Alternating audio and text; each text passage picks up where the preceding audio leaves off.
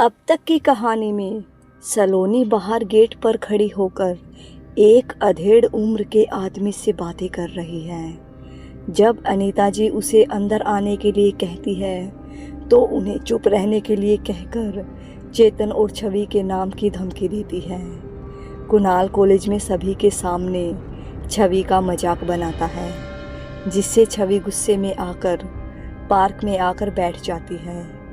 अब कहानी आगे। दोस्तों, मैं आप सभी को आज की कहानी सुनाना शुरू करूं उससे पहले आप लोगों से एक रिक्वेस्ट है कि जो भी कहानी सुन रहा है अपना अपना नाम कमेंट में ज़रूर लिखे। तो चलिए आज की कहानी शुरू करते हैं। छवि का मजाक उड़ने की वजह से वह पार्क में आकर बैठ जाती है और रोने लगती है। तभी पीछे से कुणाल आकर छवि के कंधे पर हाथ रखता है और उसे सॉरी कहते हुए बोलता है, सॉरी यार, मुझे ऐसा नहीं करना चाहिए था सबके सामने। तुझे बुरा लगा होगा, प्लीज़ माफ़ कर देना। पर तू भी तो मजाक करती है ना, मेरा मजाक भी उड़ाती है सबके सामने।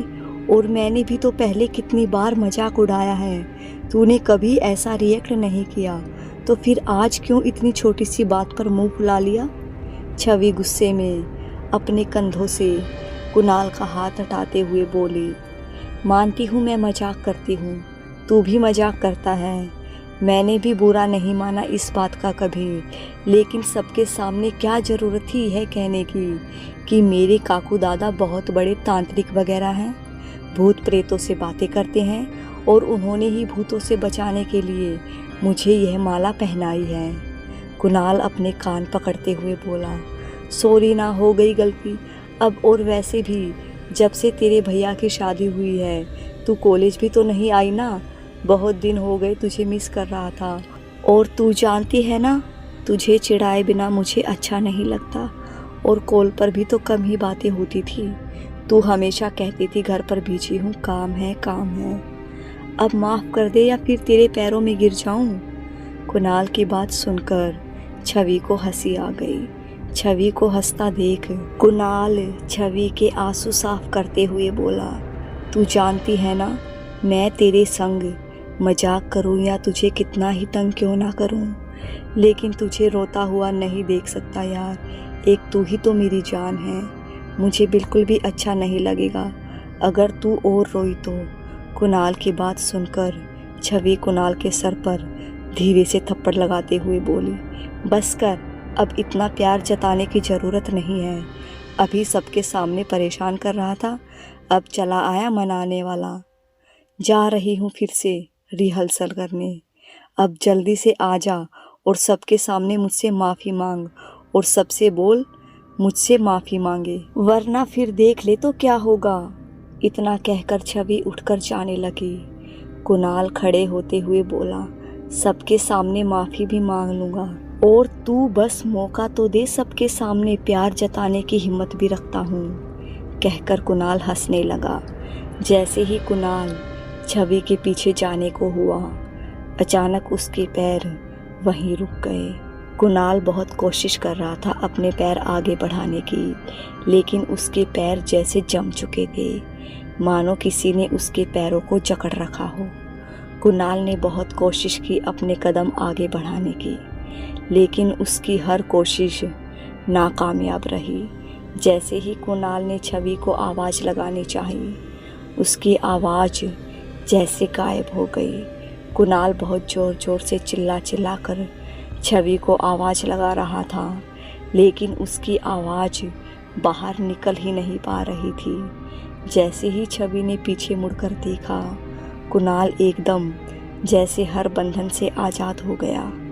इतनी देर से अपने पैरों को आगे बढ़ाने की कोशिश करने के कारण अचानक से अपने पैरों को खुला महसूस करने की वजह से कुणाल गिर गया और उसके मुंह से छवि का नाम बहुत ज़ोर से निकला। कुणाल को गिरता देख छवि हंसते हुए बोली, देखो, बुरे काम का बुरा नतीजा होता है। मुझे तंग कर रहा था ना, यही होना चाहिए था तेरे साथ। छवि वहीं खड़े होकर हंसने लगी। कुणाल के संग अभी पिछले कुछ समय में जो भी हुआ, कुणाल उसे नज़रअंदाज करते हुए जल्दी से उठा और छवि के पीछे भागा। छवि भी जल्दी से भागकर रिहर्सल हॉल में पहुंची। कुणाल भी भागते हुए आया और सभी पर तेज आवाज में बोला, हाँ भाई, तो कौन कौन हंस रहा था अभी छवि के ऊपर? जो भी हंस रहा था जल्दी से माफ़ी मांगो। और खुद भी छवि से माफ़ी मांगने लगा। बाकी के सभी खड़े लोग भी छवि से माफ़ी मांगने लगे। इधर अनीता जी डर की वजह से चुपचाप रसोई में आकर चाय बनाने लगी। उन्होंने कई बार सोचा कि जाकर काकू दादा को सब बता दे, लेकिन चेतन और छवि के डर की वजह से अनीता चुप होकर रह गई। थोड़ी देर बाद काकू दादा प्रकाश जी के साथ नीचे उतर कर आए। वहाँ हॉल में अनीता जी नाश्ता टेबल पर लगाकर खड़ी थी। काकू दादा अनीता जी की तरफ देखते हुए बोले, बहू, ये नाश्ता किसके लिए है? तभी प्रकाश जी की तरफ देखते हुए मुस्कुराकर बोले, अरे अरे, मैं तो बिल्कुल भूल ही गया, प्रकाश बेटा आया है और मैंने नाश्ते का भी नहीं पूछा। और मैं उसके साथ छत पर जाकर बातें करने लगा। प्रकाश जी अनीता जी की तरफ देखते हुए बोले, अरे बहन जी, यह सब की क्या ज़रूरत थी? नाश्ता तो मैं घर से करके आया था। इससे पहले अनीता जी कुछ कहती, काकू दादा बोले, सलोनी ने नाश्ता कर लिया? अपने कमरे में आराम कर रही है ना? अनीता जी ने हाँ में सर हिलाया और जैसे ही उनकी नज़र गेट की तरफ पड़ी, सलोनी वहाँ नहीं थी। अनीता जी जल्दी से छत की तरफ जाते हुए बोली, प्रकाश भाई साहब, आप नाश्ता करिए जरा, मैं सलोनी को देख कर आती हूँ। अनीता जी जल्दी से सलोनी के कमरे में आई। वहाँ उन्होंने देखा सलोनी सो रही थी। अनीता जी सलोनी को वहाँ देखकर चुपचाप नीचे उतर कर आ गई। उनके मन में अभी भी सवाल चल रहे थे, सलोनी कब छत पर चली गई और कब सो गई? वह आदमी कौन था?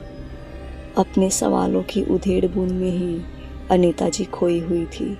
तभी उन्हें काकू दादा की आवाज़ आई और आवाज़ सुनते ही अनीता जी अपने ख्यालों से बाहर निकली और जल्दी से काकू दादा के कमरे में गई। वहाँ का नज़ारा देखते ही अनीता जी हैरान रह गई।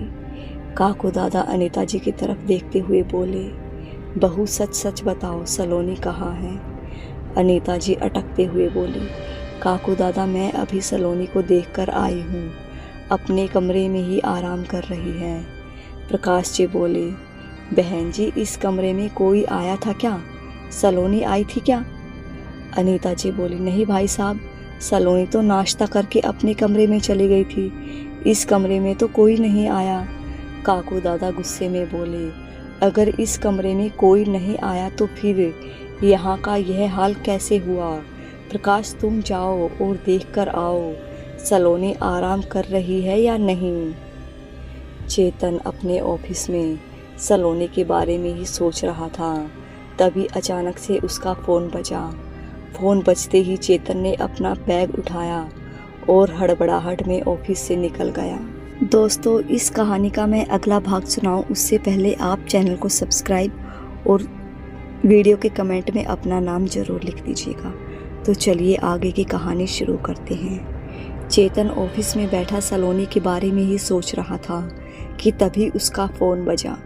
फ़ोन रिसीव करने के बाद चेतन हड़बड़ाहट में अपना बैग लेकर जल्दी से ऑफिस से निकला और बहुत तेज स्पीड में बाइक चलाने की वजह से चेतन कई बार रास्ते में बच भी गया। कैसे भी करके बच बचाकर जल्दी से अपने घर आया और बाइक बाहर खड़ी करके अनीता जी को जोर जोर से आवाज़ लगाते हुए बोला, मम्मी, मम्मी, कहाँ हो आप? ठीक तो हो ना मम्मी? क्या हुआ है आपको? चेतन की आवाज़ सुनते ही अनीता जी जल्दी से चेतन के पास आई और बोली, अरे चेतन, तू इस वक्त घर पर? इतना जल्दी कैसे आ गया बेटा? तेरी तबीयत तो ठीक है ना? चेतन अनीता जी को देख उन्हें गले लगाते हुए बोला, थैंक गॉड मम्मी, आप ठीक हो, मैं तो डर ही गया था। चेतन को इस तरह परेशान देख अनीता जी बोली, मैं बिल्कुल ठीक हूँ बेटा, तू बता तुझे क्या हुआ और ये कैसी बहकी बहकी सी बातें कर रहा है? क्या होगा मुझे? चेतन के चेहरे पर परेशानी साफ नजर आ रही थी। चेतन छत की ओर नज़र करते हुए बोला, सलोनी कहाँ है मम्मी? अनीता जी बोली, बेटा सलोनी तो अपने कमरे में आराम कर रही है, तू बता इतना परेशान क्यों है?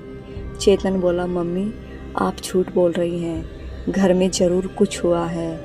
अनीता जी बात घुमाते हुए बोली, बेटा अगर घर में कुछ हुआ होता तो ऐसा शांत माहौल तो नहीं होता ना, लेकिन तू ये सब क्यों पूछ रहा है? चेतन थोड़ा गुस्से में बोला, मम्मी प्लीज बहुत हो गया, अब सच बता दीजिए। मुझे सब पता है सलोनी ने आपसे किस तरह बदतमीजी की और उसने किस तरह पापा को धमकी दी, सब जानता हूँ मैं। चेतन के मुंह से ये सब बातें सुनकर अनीता जी हड़बड़ाते हुए बोली, नहीं बेटा तुझे कोई गलतफहमी हुई है, ऐसी तो कोई बात नहीं है। सलोनी तो नाश्ता करके अपने कमरे में सो रही है, अगर यकीन ना हो तो खुद जाकर देख ले तू। और सलोनी मुझसे ऐसे बात क्यों करेगी? लेकिन मुझे यह बताओ, यह सब बात तुझे किसने बताई है? बता मुझे, अभी जाकर खबर लेती हूँ उसकी। चेतन अपने दोनों हाथ कमर पर रखते हुए बोला, खबर लेनी है ना आपको? जिसने मुझे ये सब कहा है तो जाइए फिर अपने सारे पड़ोसियों की खबर ले लीजिए। अनीता जी हैरान होते हुए बोली, सारे पड़ोसी की खबर? मैं समझी नहीं, तुझे जो कहना है साफ साफ बोल। चेतन बोला, तो फिर सुनिए साफ साफ। आज सुबह मेरे ऑफिस जाने के बाद मैं नहीं जानता कौन आदमी था जिससे सलोनी बहुत ज़्यादा हंस हंस के बात कर रही थी, और किस तरीके से उस आदमी ने और सलोनी ने आपके साथ बदतमीजी की। और जब आपने सलोनी को अंदर जाने के लिए कहा तब सलोनी ने आपको किस तरह की धमकी दी कि आपके दोनों बच्चे बाहर हैं, उन्हें कुछ भी हो सकता है। सब जानता हूँ मैं, और यह सब मुझे हमारे पड़ोसियों ने ही फ़ोन पर बताया है, उन्होंने ही मुझे बताया। अब अच्छा होगा अगर अब आप भी बता दें तो। दूसरी तरफ जब प्रकाश जी सलोनी के कमरे में पहुँचे तो उन्होंने देखा सलोनी अपना एक हाथ कमर पर रखकर और अपने दूसरे हाथ से दांतों को कुतरते हुए कमरे में इधर उधर चक्कर लगा रही थी। प्रकाश जी को आता देख सलोनी जोर जोर से पूरे कमरे में इधर उधर चक्कर लगाने लगी। प्रकाश जी सलोनी को इस तरह घूमता देख बोले, सलोनी क्या हुआ बेटा, तुम ऐसे कमरे में चक्कर क्यों लगा रही हो? तबीयत तो ठीक है ना? सलोनी रोते हुए बोली, पता नहीं प्रकाश अंकल क्या हो गया है मुझे, जब से नाश्ता करके आई हूँ अजीब अजीब सा लग रहा है। पहले तो मुझे नींद आ रही थी और जब मैंने सोने की कोशिश की तो मुझे अजीब अजीब से ख्याल आने लगे और बहुत ज़ोर से मेरे पेट में दर्द होने लगा, ऐसा लग रहा है कहीं मर ही जाऊं। प्रकाश जी अपनी बोही चढ़ाते हुए बोले, अरे बेटा मरे तुम्हारे दुश्मन, ऐसी बातें क्यों कर रही हो? और तबीयत को क्या हुआ है? सलोनी एकदम से रुकते हुए बोली, तो फिर आप मर जाओ ना। प्रकाश जी एकदम भुचक्के से बोले, क्या? सलोनी बोली, अरे कुछ नहीं अंकल, वह मेरे मुंह से गलती से निकल गया, और मेरी तबीयत का तो मुझे ऐसा लगता है जैसे माँ जी ने कुछ मिला दिया हो मेरे खाने में, खाने के बाद ही तबीयत बिगड़ी हुई लग रही है। प्रकाश जी बोले, ये कैसी बात कर रही हो बेटा तुम्हारी सास तो बहुत अच्छी है और बहुत प्यार भी करती है तुमसे, ज़रूर तुम्हें कोई गलत फहमी हुई है। सलोनी प्रकाश जी के पास आते हुए बोली, अरे अंकल यह तो आपकी गलत फहमी है, आपको लगता है मेरी सास बहुत अच्छी है, लेकिन वो बिल्कुल भी अच्छी नहीं है। आपको पता है मैंने सुबह ही अपनी सास को पड़ोसियों से बात करते देखा, वह किसी से कह रही थी कि मेरी बहू पर तो कोई भूत प्रेत का चक्कर है, मेरा बस चले तो मैं उसे घर से ही निकाल दूं। लेकिन मेरा बेटा बहुत प्यार करता है मेरी बहू से, सिर्फ अपने बेटे की खातिर ही मैंने उसे अपने घर में रखा है, लेकिन मुझे मौका मिला तो मैं कुछ ना कुछ करूंगी ज़रूर। और आपको पता है अंकल, सुबह भी जब मैं नीचे गई तब माँ जी ने मेरे ऊपर कोई टोटका सा किया, और यह बात तो मुझे तब पता चली जब वो नीचे पड़ोसियों से बातें कर रही थी, तब मुझे पता लगा कि सच में उन्होंने मेरे ऊपर कोई जादू टोना ही किया था। और जब मैंने उनसे पूछा तो मुझे बहुत आसानी से कह दिया कि तेरी नज़र उतारी है, और तो और वह मेरे सामने पड़ोसियों को काकू दादा के कमरे में दिखाने के लिए भी ले गई थी, जो टोटका उन्होंने मेरे ऊपर किया था। प्रकाश जी हैरान होते हुए बोले, नहीं बेटा, ऐसी कोई बात नहीं है। जरूर तुमने कोई गलती की होगी सुनने में। अनीता जी बिल्कुल भी ऐसी नहीं है। सलोनी रोते हुए वहीं पर बैठ गई और बोली, अंकल आप ही बताइए ना, क्या सच में मेरे ऊपर कोई भूत प्रेत है?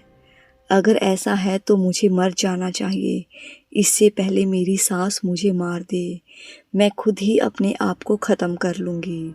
कहते हुए जैसे ही सलोनी अपना सर दीवार में मारने को हुई, प्रकाश जी एकदम से सलोनी का हाथ पकड़ते हुए बोले, नहीं बेटा, यह सोचना भी मत करने का, और कोई भूत प्रेत नहीं है तुम्हारे ऊपर। तुम बिल्कुल ठीक हो, और अनीता जी के बारे में जो तुम सोच रही हो, उस सोच को अपने दिमाग से हटा दो। सलोनी अपने आंसू पोंछते हुए बोली, अंकल अगर ऐसा नहीं है तो फिर मुझे नाश्ता करने के बाद ऐसा क्यों फील हो रहा है, जैसे मुझे कुछ होने वाला है? प्रकाश जी बोले, बेटा तुम आराम करो, मैं अनीता जी से बात करता हूँ। कहकर जैसे ही प्रकाश जी जाने को हुए, तभी अचानक से सलोनी रोते हुए प्रकाश के गले लग गई और बोली, अंकल एक आप ही हैं जो मुझे समझते हैं, वरना तो इस घर में हर कोई मुझे गलत समझता है। प्रकाश जी सलोनी को हटाकर चुप कराते हुए बोले, डरने की बात नहीं है, मैं बात करता हूँ घर में, तुम आराम करो। इतना कहकर प्रकाश जी सलोनी के कमरे से निकल गए। नीचे चेतन और अनीता जी की बात काकू दादा ने सुन ली थी। दोनों की बात सुनकर काकू दादा अपने कमरे से बाहर आए। काकू दादा को अपने सामने देख अनीता जी एकदम से शर्मिंदा हो गई और अपने कमरे की ओर जाने लगी। काकू दादा अनीता जी को आवाज़ लगाते हुए बोले, रुको बहू, इस कहानी को मैं और आगे सुना रही हूँ। उससे पहले आप लोग अपना अपना नाम कमेंट बॉक्स में लिख दीजिए। तो चलिए आगे की कहानी शुरू करते हैं। काकू दादा ने चेतन और अनीता जी की सारी बातें तो सुन ही ली थी, जिन्हें सुनकर काकू दादा अपने कमरे से बाहर आए। काकू दादा को अपने सामने देख अनीता जी एकदम से शर्मिंदा हो गई और अपने कमरे की ओर जाने लगी। काकू दादा अनीता जी को आवाज़ लगाते हुए बोले कि बहू रुको और इधर आओ। अनीता जी अपनी नज़रें झुकाकर चुपचाप काकू दादा के सामने आकर खड़ी हो गई। काकू दादा अपने दोनों हाथ कमर पर रखते हुए बोले, अब मुझसे कुछ छुपाने की ज़रूरत नहीं है, और ख़बरदार अगर आज के बाद कोशिश भी की तो मुझसे कुछ भी छुपाने की, तो याद रखना तुम्हारी एक छोटी सी गलती और तुम्हारा छोटा सा डर तुम सभी पर क्या मुसीबत ले आएगा, तुम लोग सोच भी नहीं सकते हो। अब मुझे सच सच बताओ, क्या हुआ मेरे पीछे यहाँ? अनीता जी बोली, कुछ नहीं काकू दादा, सुबह सलोनी किसी आदमी से बात कर रही थी। कहते हुए अनीता जी ने काकू दादा को सुबह की सारी बातें बता दी। काकू दादा कुछ सोचते हुए बोले, अब यह भी बता दो कि मेरे कमरे में कौन गया था? अनीता जी बोली, मैं इस बारे में कुछ नहीं जानती हूँ काकू दादा, चाहे तो आप मुझसे किसी की भी कसम ले लीजिए। आपके आने के बाद जब मैंने बाहर गेट पर देखा तब सलोनी वहाँ नहीं थी, इसीलिए मैं जल्दी से भागकर उसके कमरे में गई। वहाँ जाकर मैंने देखा वह बहुत आराम से सो रही थी, और फिर तभी आपकी आवाज़ आई। तब पता लगा कि सुबह जो उपाय आपने मुझे बताया था वह करने के बाद मैंने सारा सामान आपके कमरे में रख दिया था। मुझे नहीं पता कौन आपके कमरे में गया और किसने सब कुछ बिखरा दिया। अगर सलोनी जाती तो मुझे पता लगता, और कोई आवाज़ भी नहीं आई। इतना कहकर अनीता जी चुप हो गई। इधर दूसरी तरफ प्रकाश जी असमंजस में थे, क्योंकि आज उन्हें किसी भी तरीके से ऐसा लग ही नहीं रहा था कि सलोनी पर कोई बुरी शक्ति है। जिस तरीके से सलोनी ने अपना दुखड़ा प्रकाश जी के सामने रोया था, प्रकाश जी सोच में थे कि यह बात वो किसी से कहे या ना कहें, क्योंकि कोई भी इस बात पर भरोसा नहीं करेगा, और अगर वह शैतान सलोनी पर है तो उसे इन सब बातों से क्या मतलब। अब तो वैसे भी अमावस आने वाली है, उसे अपनी शक्तियाँ बढ़ानी है वह ऐसे बच्चों वाली हरकत नहीं करेगा। अपनी सोच में डूबे हुए प्रकाश जी कब सीढ़ियों पर आ गए उन्हें पता ही नहीं चला। प्रकाश जी को आता देख काकू दादा बोले, आओ प्रकाश बेटा आओ, बताओ सलोनी ठीक है, वह सो रही है या नहीं अपने कमरे में। प्रकाश जी ने मन ही मन सोचा कि जो भी बात हुई है वो किसी को बताना ठीक नहीं है। प्रकाश जी बात घुमाते हुए बोले, हाँ काकू दादा, अनीता जी बिल्कुल सही कह रही थी, सलोनी अपने कमरे में सो रही है। आप बताओ आप इतना परेशान क्यों लग रहे हैं। चेतन बोला, कुछ नहीं अंकल, आज वह पड़ोसियों के साथ कुछ बात हो गई। इससे पहले चेतन और कुछ बताता काकू दादा प्रकाश जी को अपने साथ आने का इशारा करते हुए बोले, मेरे साथ चलो, तुमसे कुछ बात करनी है। इतना कहकर प्रकाश जी और काकू दादा घर से बाहर निकल गए। चेतन भी चुपचाप अपना बैग उठाकर अपने कमरे में गया। वहां जाकर उसने देखा सलोनी सो रही थी और चुपचाप अपना बैग वहीं रखकर सलोनी के पास बैठकर उसे निहारने लगा।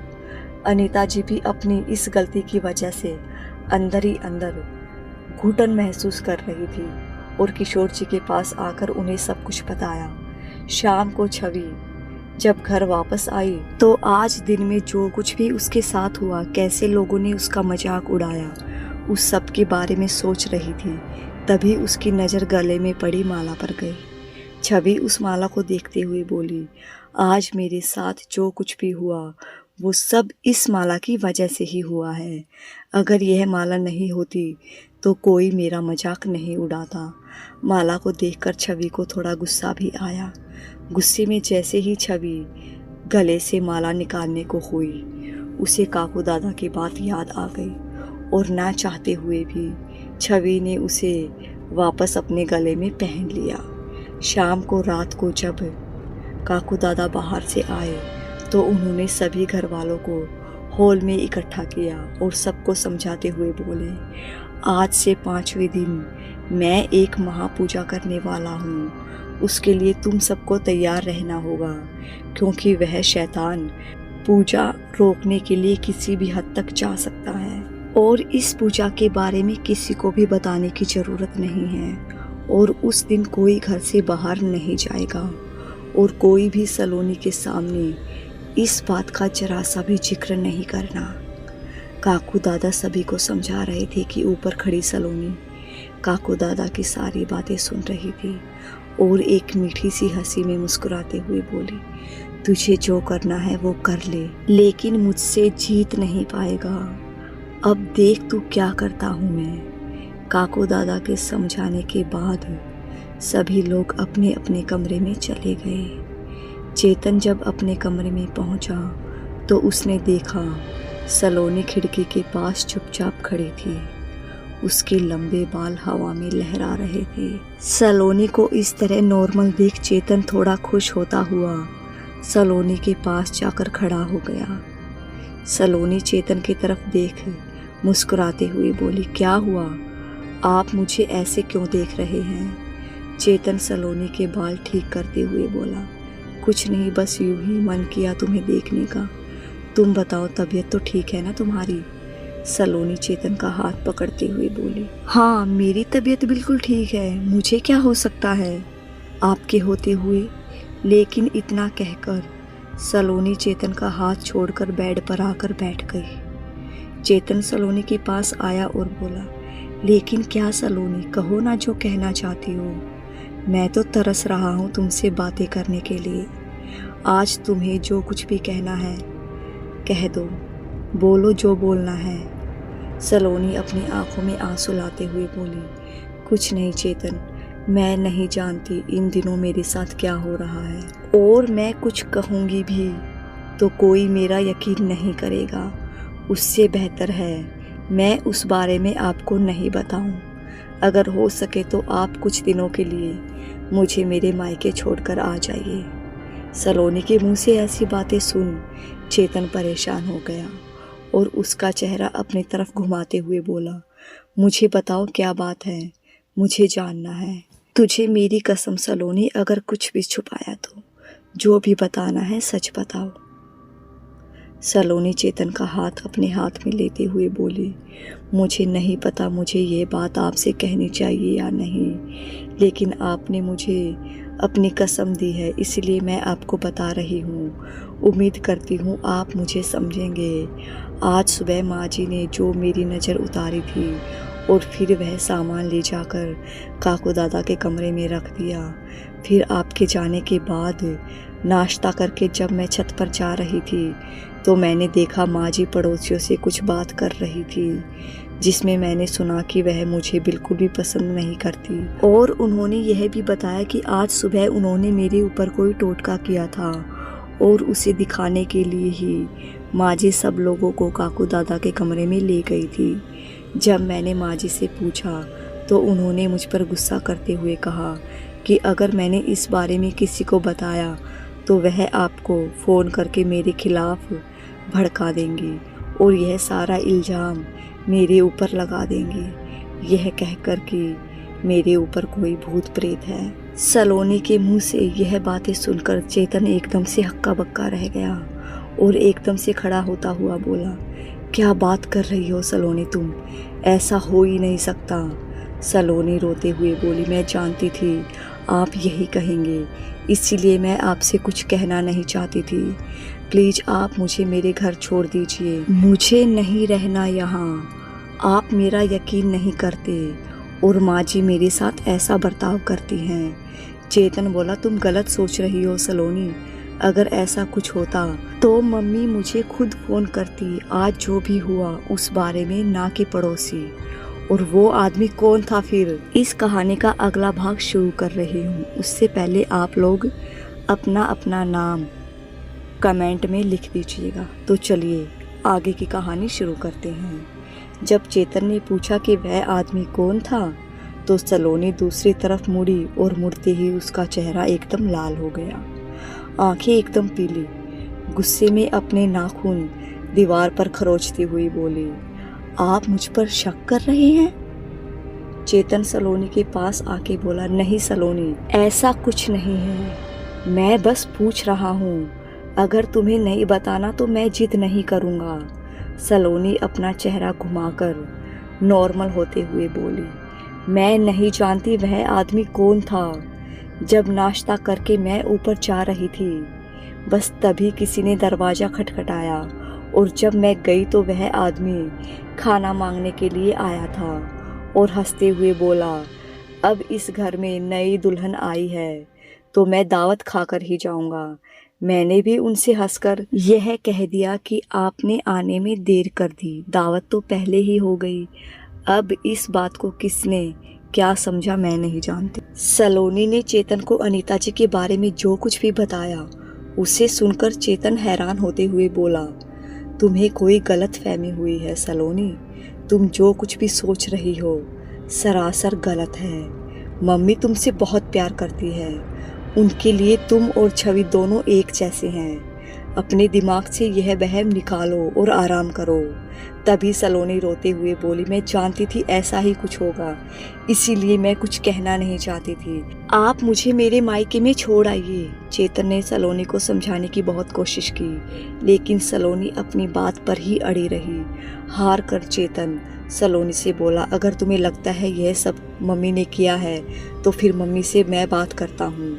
इतना कहकर जैसे ही कमरे से निकलने को हुआ, सलोनी ने चेतन का हाथ पकड़कर उसे गले लगा लिया और बोली, नहीं चेतन, आपको मेरी कसम, आप माँ जी से कुछ भी मत पूछना, वरना वह मेरे बारे में और भी गलत सोचेंगी और मेरी वजह से आपको भी गलत समझेंगे। चेतन एक बार फिर सलोनी को समझाते हुए बोला, अच्छा ठीक है, मैं मम्मी से कुछ नहीं कहूँगा, नहीं कुछ पूछूंगा, लेकिन तुम अपने दिमाग से ये सब निकाल दो। सलोनी गुस्से में अपने दांत पीसते हुए बोली, अगर आपको मेरी बात का यकीन नहीं है तो आप प्रकाश अंकल से पूछ लेना। चेतन आंखें बाहर निकालता हुआ बोला, प्रकाश अंकल से? मैं कुछ समझा नहीं। सलोनी बोली, आज आपके जाने के बाद प्रकाश अंकल आए थे। जब मैंने उनसे पूछा कि मेरे ऊपर कोई प्रेत है तो उन्होंने हंसकर टाल दिया और मुझसे ही उल्टा पूछने लगे कि यह सब बातें मेरे दिमाग में किसने डाली। जब मैंने उन्हें बताया कि माँ जी मेरे बारे में ऐसा कह रही थी तो उन्होंने कहा कि वह कल माँ जी से बात करेंगे और मुझे लगता है माँ जी भी उनसे कुछ ना कुछ कहेंगी जरूर। सलोनी की बात सुनकर चेतन कुछ सोचते हुए बोला, अच्छा ठीक है, जो होगा देखा जाएगा, तुम आराम करो। सलोनी चेतन के बालों में हाथ डालते हुए बोली, आप थोड़ा इंतजार करिए, मैं आपके लिए दूध लेकर आती हूँ, आप थक गए होंगे ना। इतना कहकर सलोनी नीचे आ गई। सलोनी को नॉर्मल देख चेतन की खुशी का ठिकाना नहीं था। जिस तरह सलोनी चेतन की फिक्र कर रही थी, लग रहा था सब कुछ बिल्कुल ठीक है।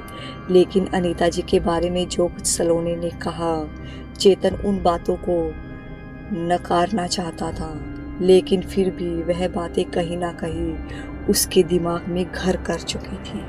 सलोनी नीचे आकर अनीता जी के कमरे के बाहर आकर रोने लगी। सलोनी की रोने की आवाज़ सुनकर अनीता जी कमरे से बाहर आई और सलोनी को रोता देख जैसे ही उससे कुछ पूछने को हुई, सलोनी ने एकदम से अनीता जी को गले लगा लिया और फूट फूट कर रोने लगी। सलोनी को इस तरह रोती देख अनीता जी भी हैरान थी, लेकिन उससे कहीं ज़्यादा परेशान, और सलोनी को चुप कराते हुए बोली, क्या हुआ बेटा, रो क्यों रही है? चल अंदर आ जा और बता। सलोनी अपने आंसू साफ करते हुए फिर से अनीता जी के गले लगी और मुस्कुराने लगी। उसकी मुस्कुराहट मानो जैसे कितनी ही साजिशें करे बैठी हों। अनीता जी सलोनी की कमर को थपथपाते हुए बोली, क्या बात है बेटा, मम्मी की याद आ रही है क्या? सलोनी अनीता जी से अलग होकर उनका हाथ पकड़ते हुए बोली, नहीं माँ जी, आप भी तो मेरी माँ है ना। सलोनी के मुंह से ये बातें सुनकर अनीता जी एकदम खुश हो गई और सलोनी के गालों पर हाथ फेरते हुए बोली, हाँ बेटा बिल्कुल, तू बता क्या हुआ, ऐसे रो क्यों रही है? सलोनी अनीता जी का हाथ पकड़कर रसोई में आई और बोली, जो मैं आपसे कहना चाहती हूँ, आपकी जगह मेरी माँ होती मैं बिल्कुल भी नहीं हिचकिचाती, लेकिन फिर भी आपसे कह रही हूँ क्योंकि मैं आपको अपनी माँ मानती हूँ। आपको मेरी बात गलत लगे या मैं गलत लगूँ तो बता देना।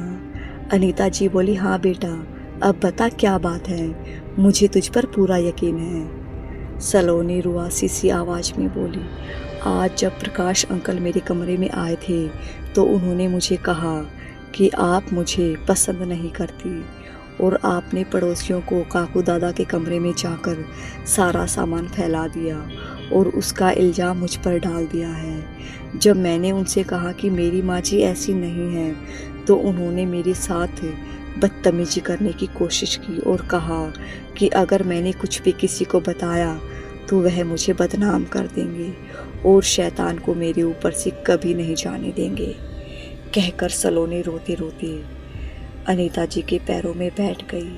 उनके पैर पकड़ते हुए बोली, मेरी क्या गलती है माँ, मैंने क्या गलत कर दिया किसी के साथ, और वो शैतान मेरे ऊपर कैसे आया, कौन है यह शैतान, मुझे कुछ समझ नहीं आ रहा। सलोनी को इस तरह रोता देख अनीता जी की आंखों में भी आंसू आ गए। अनीता जी सलोनी के पास बैठकर उसे गले लगाते हुए बोली, चुप हो जा बेटा, तेरी कोई गलती नहीं है और तेरे ऊपर कोई भी शैतान नहीं है, मैं भी देखती हूँ प्रकाश जी को क्या करते हैं। कहकर अनीता जी ने सलोनी को चुप किया और उससे बोली, जा बेटा अब आराम करो, तू बिल्कुल ठीक है और किसी बारे में कुछ सोचने की ज़रूरत नहीं है, मैं हूँ ना तेरी माँ। अनीता जी की बात सुनकर सलोनी बोली, माँ जी आपको मेरी कसम, प्लीज आप चेतन से इस बारे में कुछ मत कहना वरना मैं जीती जी मर जाऊंगी। अनीता जी सलोनी को समझाते हुए बोली, तू मत रो बेटा, अब जा। सलोनी चुपचाप हाँ में सर हिलाती हुई वहाँ से चली गई। सलोनी के जाते ही अनीता जी सोचने लगे कि क्या सच में प्रकाश जी ऐसे हैं, लेकिन सलोनी ऐसा झूठ भी तो नहीं बोलेगी। अब तो सलोनी को देखकर लग ही नहीं रहा कि उस पर कोई बुरी शक्ति है, लगता है सलोनी ठीक हो गई है। अनीता जी को इस तरह सोच में डूबा देख सलोनी ने जाते हुए मुड़कर देखा और फिर से मीठी सी मुस्कुराहट से मुस्कुराते हुए बोली, अब तुम लोग देखो क्या होता है। अनीता जी जल्दी से खुश होती हुई किशोर जी के पास आई और बोली, सुनो चेतन के पापा, अब हमारी बहू बिल्कुल ठीक है, किशोर जी खुश होते हुए बोले, क्या बात कर रही हो तुम? लगता है काकू दादा ने सब ठीक कर दिया। अनीता जी बोली, काकू दादा ने किया है, तभी तो वह शैतान चला गया। अब हमारी बहू बिल्कुल ठीक है। इधर सलोनी छत पर जाने के बाद अपने कमरे में जाने की बजाय स्टोर रूम में गई और वहां जाकर अलमारी खोलते हुए बोली, इसी का इंतजार था मुझे, कितने दिन हो गए, आज मिलेगा। कहानी में आगे क्या होने वाला है जानने के लिए चैनल को सब्सक्राइब और बेल आइकन प्रेस और ज़रूर कर दीजिएगा, ताकि मेरी आने वाली सभी वीडियो की नोटिफिकेशन सबसे पहले आपके पास पहुंचे और आप इसी तरह से मेरी कहानियों को सुनते रहें। कहानी थोड़ी सी भी पसंद आई हो तो चैनल को सब्सक्राइब और वीडियो को लाइक शेयर ज़रूर कर दीजिएगा।